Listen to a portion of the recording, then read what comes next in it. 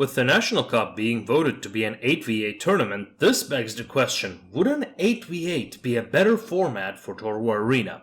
In this video, I'll be briefly comparing the pros and cons of each format for the competitive play and will be giving my final conclusion. Let's first talk about the current format of 10v10. With 10 players with 3 units on the battlefield, you have about 4,000 to 6,000 men or models on the battlefield. And that is simply huge, I mean insane. Even in the previous Total War installments, you would be happy to have 4,000 men on the battlefield, both sides combined. Before, usually your computer crashed and burned. Despite that many men on the battlefield, Total War Arena almost never seems to be graphically lagging, and most lags seems to be related to the internet connection, which makes sense considering the servers are in China. The only times I had my computer from 2016 chugging was when almost all the units in the game, all the 6,000 models, were on the screen with archer fire on both sides, and even then I saw the lowest of 10 frames per second. So the game can certainly handle that load. With that said though, here is a list of pros that I think 10v10 has over 8v8. First off, let's begin by saying that this is what the developers intended. So the whole game was designed around it way back in 2014. So, what is the advantage of 10v10? Another advantage is 20% larger scale of battles. Pretty self-explanatory. Maps are designed for a 10v10 in mind, and all of them would need to be rebalanced somewhat. I think some maps would need to be rebalanced more than the others. I think Changban can remain as it is. Maybe some of the maps would need a bit of rebalancing. Smaller maps can stay as they are. But the big maps such as Germania definitely, or Salerno, might need to be made smaller. Larger maps would be much worse to play because cavalry would have a much better chance of backcapping. So having these larger maps, right, it's connected to the previous point, allows the cavalry to backcap, allows to contest points, allows units to sneak in undetected, but, you can just keep having big maps so that there are some units that will be hidden. The game balance, as we said, is designed around 10 players, so it will probably require rebalancing of some units. To be honest, that's about it. Really, I legitimately cannot think of any other direct benefit of 10v10. However, the scale of battles is the main argument here. Would the game lose much if it loses 20% of its scale? So let's talk about 8v8. Fortunately, from our open trainings, I have experience with 8v8 on multiple occasions, and I can tell you this. Feeling-wise, there's almost no difference.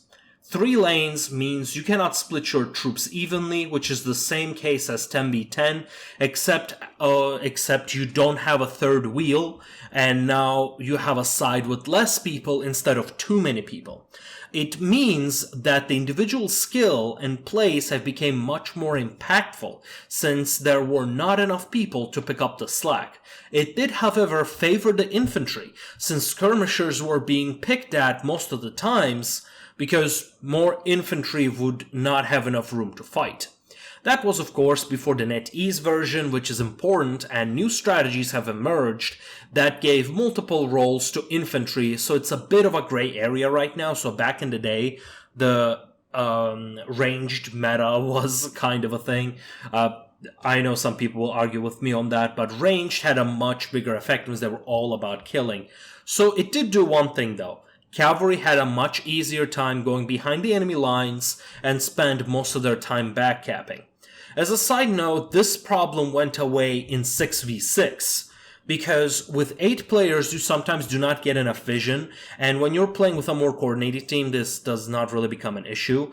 So it did go away when we played 6v6, when we sectioned off 1/3 of the map, such as the city in Salerno. With that said, here are the pros that I think 8v8 has over 10v10 for competitive, and I know I do sound biased, but unfortunately I just cannot think of many things in favor of 10v10 as it is now. 20% easier time finding players, because now This is just for competitive, but 20% easier time finding players, because now if you can get 10 players, you can bench 2 of the players, which is always helpful. Some players just play different units better than others. Some players just don't have the other units unlocked.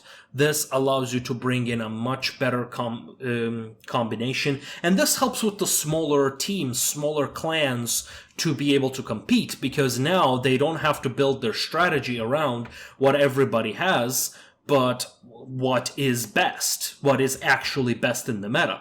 Much easier on the commentators since there's inherently less things happening. You know, as somebody who likes to commentate battles, I did notice this. When things begin to get heated, there are just so many things happening. You can easily lose where the big battles are happening, and they oftentimes happen on multiple places at once, so it becomes very difficult to commentate. It will reduce that amount of those situations.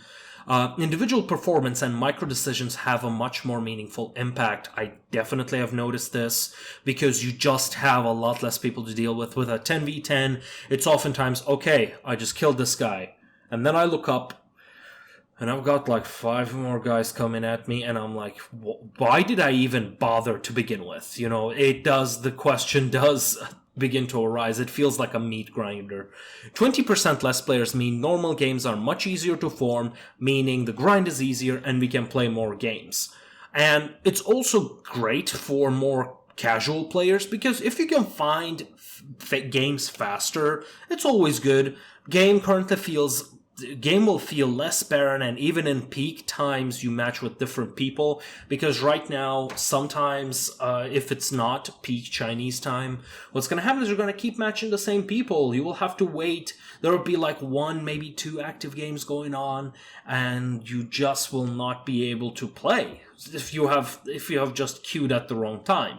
So that will help with that. Just 20% less players required, 4 players less, means those players can play in the next match. In another match can be created. So I think it would help a lot. Coordinating 8 people is just much easier than coordinating 10. This ties up to one of my earlier points where I said third wheel.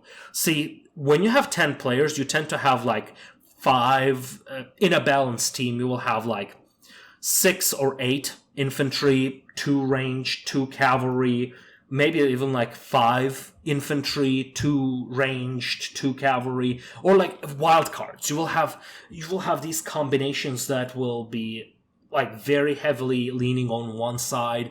It makes it easier for team picking. And 10 people, well, if you want to coordinate 10 people, the only way you can do that, you have to subdivide it. You have to have every flanks to be commanded by a different person who can pay attention to what's going on specifically in that flank, and then a captain who can call the shots what everybody should be aiming towards. If he says, okay, we're capturing C, send all of your available units to C, it's the flank captain that should be able to know, okay, if this guy goes, will we be able to hold this flank? They are the only ones who can know, because maps are just so big.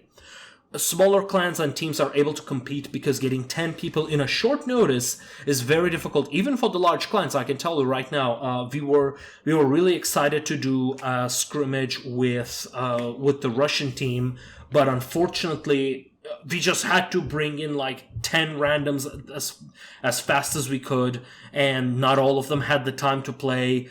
And we eventually had to play like 9v9, then 7v7 or something. No, we only managed to get 1 game.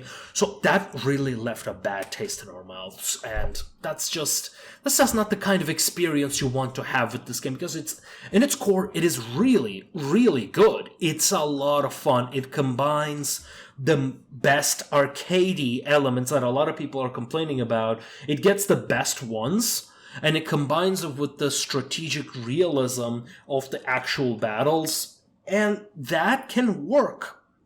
Unfortunately, with a scale like this, it becomes much difficult to organize. The only 2 problems that I can think of with 8v8 is that sense of scale might not be as big, but I will argue that in about 10 matches, it becomes less about scale and more about being able to fight out your side.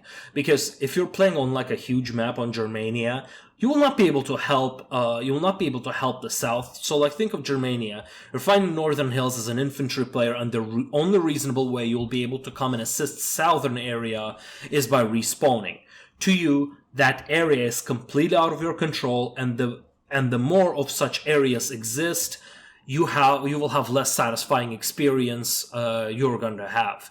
You will indeed be losing because things that are outside of your control, or you will be winning not because you have played well, but because your allies have won the other flank so much they're able to push really hard to the others. And the final problem is some units will need to get rebalanced because there will be less targets. But from what we have seen, I couldn't tell you that that's really never is the case. You never really notice that lack of targets for range players, and especially on main range.